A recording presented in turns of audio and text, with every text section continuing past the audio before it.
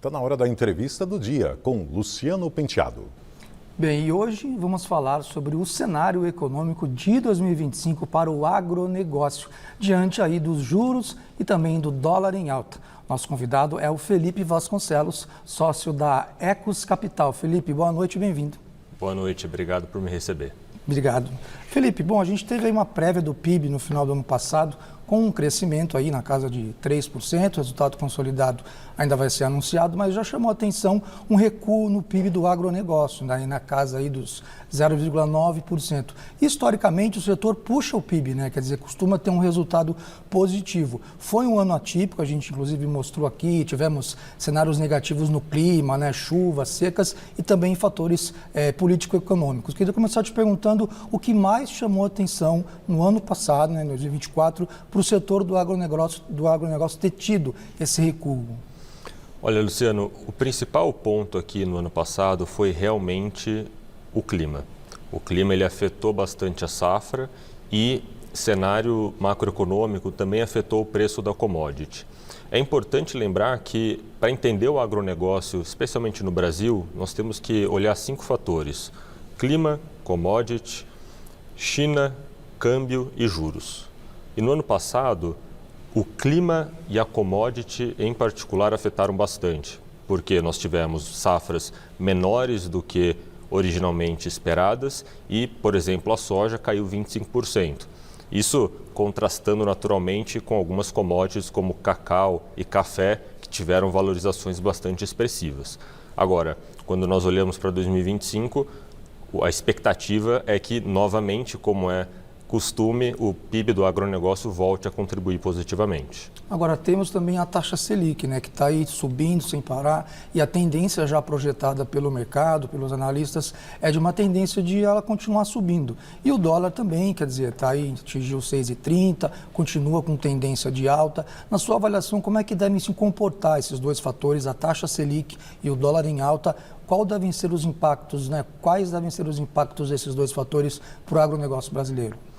Em primeiro lugar, é importante entender a dinâmica dos juros relacionada ao Plano Safra.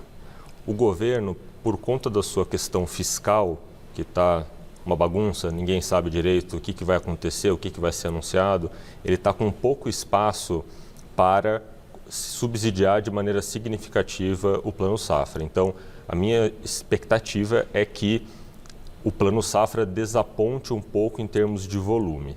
Isso significa que cada vez mais produtores terão que recorrer ao mercado privado para conseguir se financiar. Só que hoje, com os juros aonde ele está, já tem gente se financiando a 19%. Então, esse ciclo de endividamento ele deve continuar crescendo e eu não ficaria surpreso se mais empresas do agronegócio tiverem problemas ao longo do ano. Por outro lado, nós temos uma situação muito confortável sob a ótica de volume de safra, especialmente de soja, mas que tem como consequência uma redução do preço. E como tanto Brasil quanto Argentina e Estados Unidos, que são os grandes produtores globais da commodity, devem ter boas safras esse ano, voltamos a falar no Brasil do assunto de estocagem de grãos, armazenamento, que é absolutamente insuficiente. Sim. Então, algo que chama atenção já nesse começo do ano é que 35% dos produtores rurais já negociaram a venda da sua produção. Para dar uma referência, no ano passado, esse número era de 20%. Nessa mesma época? Agora Nessa mesma época, no comecinho. E, historicamente, nos últimos 10 anos, esse número é 30%. Então, temendo não conseguir escoar a sua safra e temendo uma queda ainda adicional na soja, os produtores têm corrido para já vender a sua produção. Sim. Engraçado, né? Você tocou no assunto do endividamento, né? No ano passado a gente teve bastante isso, né? Durante o período mais crítico, muitos produtores, dos pequenos aos grandes, contraíram dívidas, entraram em financiamento privado, como você também bem colocou, e ainda estão pagando, quer dizer, então, nesse ponto específico do endividamento, você acredita que o problema deve continuar, quer dizer, as pessoas devem ter essa dificuldade também de acesso ao crédito?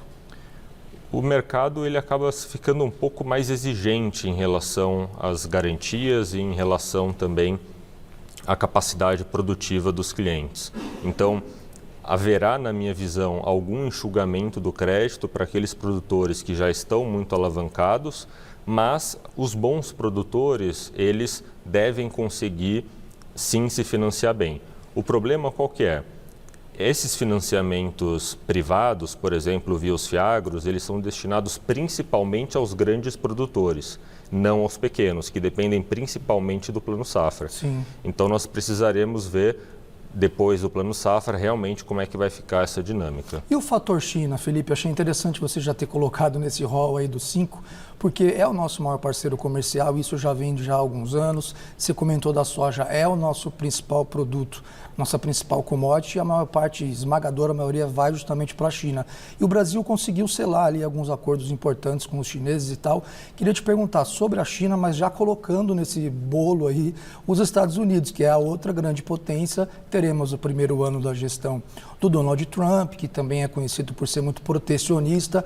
Como que o agronegócio brasileiro deve ser colocado aí nessa guerra comercial Estados Unidos e China? Olha, o Brasil, se ele tiver uma boa diplomacia, vai conseguir se beneficiar muito dessa briga geopolítica. Por quê? Quando os Estados Unidos aplicou tarifas à China, a China deixou de importar soja americana para importar soja brasileira. Saímos ganhando. Saímos ganhando. Recentemente, o Xi Jinping esteve aqui no Brasil com o Lula e anunciou que novos produtos, especialmente pecuários, poderão ser exportados à China.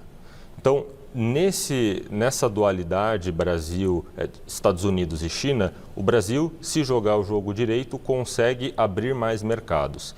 E um efeito diretamente relacionado a isso, que é super importante ser destacado, é o recente acordo Mercosul-União Europeia, que também abre um novo mercado para produtos agropecuários brasileiros, Sim. que até então estavam fechados. Existe ainda uma série de etapas para esse acordo ser de fato realizado e concretizado, mas nessa briga geopolítica, o Brasil, numa posição relativamente neutra, parece que está saindo ganhando. E você acha que em 2025 já vai dar para colher alguns bons frutos desse acordo que já vinha sendo arrastado há décadas, né? Mercosul e União Europeia, sempre tivemos boas relações, mas não havia ainda um acordo formal, né? Teve a polêmica lá do Emmanuel Macron, também do ponto de vista protecionista, fazendo a parte dele, né? Tentando proteger os produtores locais, mas você acha que nesse ano já vai dar para colher alguma coisa dessa parceria aí?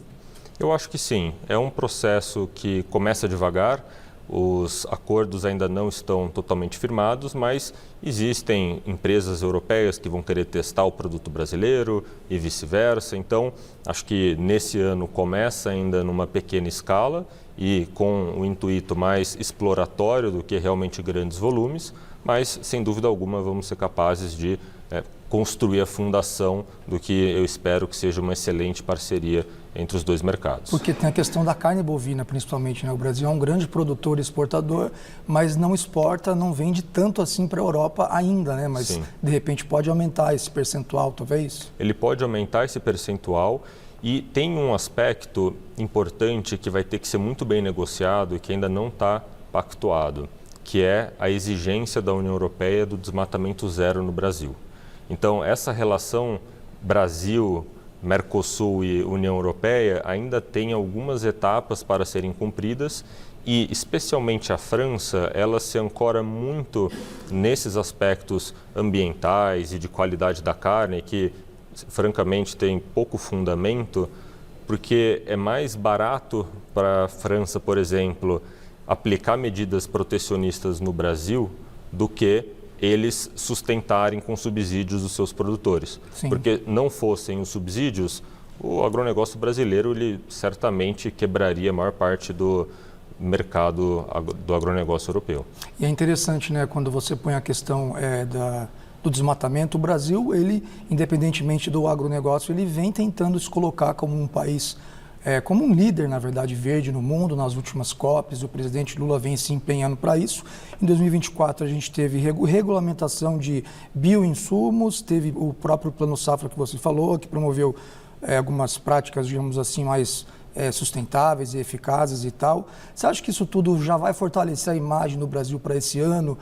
Tendo em vista que a gente vai ter também uma COP em Belém, quer dizer, tudo isso vai ajudar o Brasil a conquistar esse espaço de ser, ao mesmo tempo, um grande produtor e exportador de itens do agronegócio, também um exemplo verde para o mundo? Olha, eu acredito que sim, e o acordo o projeto de lei que estabelece a criação do mercado regulado de carbono no Brasil foi uma das grandes vitórias de 2024, na minha opinião. E o maior beneficiado foi, sem sombra de dúvida, o agronegócio. Por quê?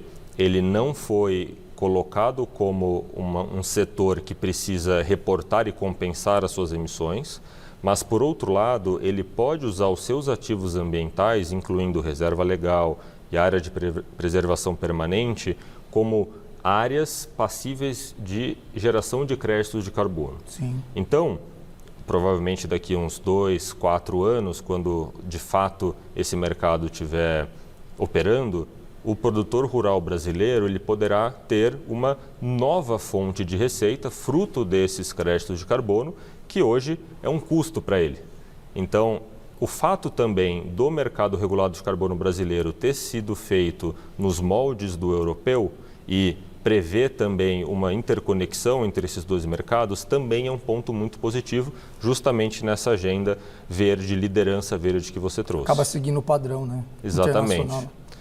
A expectativa é que, eventualmente, o crédito de carbono ele seja tratado como uma commodity normal, como soja, como milho, e não com aquela sopa de letrinhas de Verra, Gold Standard e entre outras certificadoras que disputam para ver qual que é a melhor no final das contas. Certo. A gente vai seguir acompanhando, só lembrando que a COP que eu mencionei vai ser realizada em Belém, capital do Pará, e a gente também vai acompanhar isso, porque tem tudo a ver, né, Felipe? A gente saber o que vai ser discutido na COP para poder também fazer, como você disse aqui durante a nossa entrevista, essa sintonia aí com o gigante, né, do agronegócio brasileiro. Conversei aqui com o Felipe Vasconcelos, que é sócio da Ecos Capital. Felipe, muito obrigado, viu, pela sua entrevista e até uma próxima. Muito obrigado e até a próxima. Obrigado, boa noite.